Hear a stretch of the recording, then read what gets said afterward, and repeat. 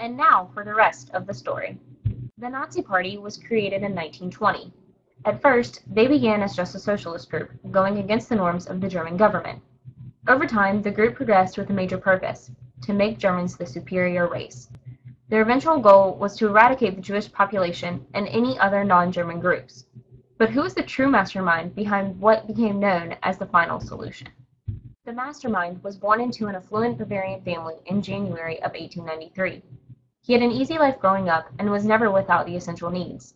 Well liked by everyone, he was very popular, and those around him doted upon him. When the time came, his background, as well as his cunning and ambitious personality, helped him make a name for himself and easily climb through military and governmental ranks. Entering the army was easy for him, and he went in as an infantry lieutenant, eventually being transferred as a combat pilot. When he left the army, he was credited for having shot down 22 Allied aircrafts. While known for being arrogant, his military career ended with heavy decoration, along with being known as a war hero. Once his time in the military was over, his background made him the perfect recruit for the Nazi Party. This is where his influence really began. This man helped create, organize, and delegate orders throughout the Nazi Party.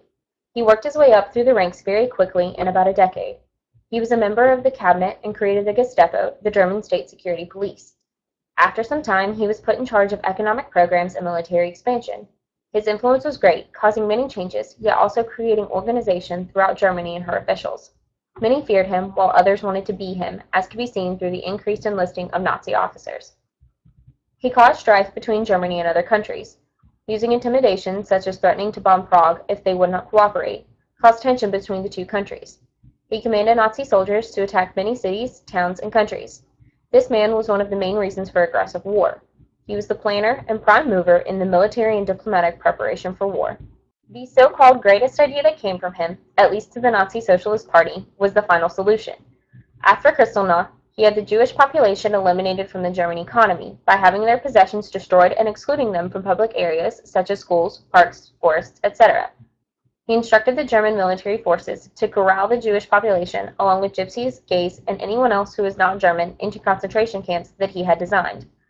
Transported either by marches for many miles or by train, they were beaten, unfed, and eventually many of them were killed via gas chambers or mass shootings. Many more died just from malnourishment. He was the mastermind. He was the one who decided to eradicate the Jewish population.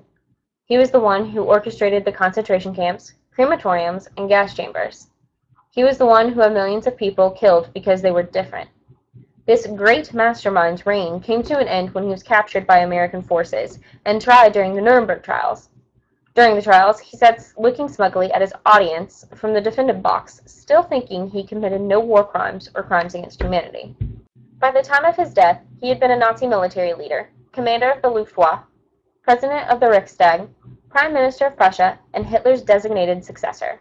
His name was Hermann Göring. He was a large influence in the final solution and a high-ranking official in the Nazi Socialist Party. In 1946, he committed suicide as a result of his death penalty conviction in the Nuremberg trials, which were held in an attempt to charge those convicted of serious war crimes and crimes against humanity. And now you know the rest of the story.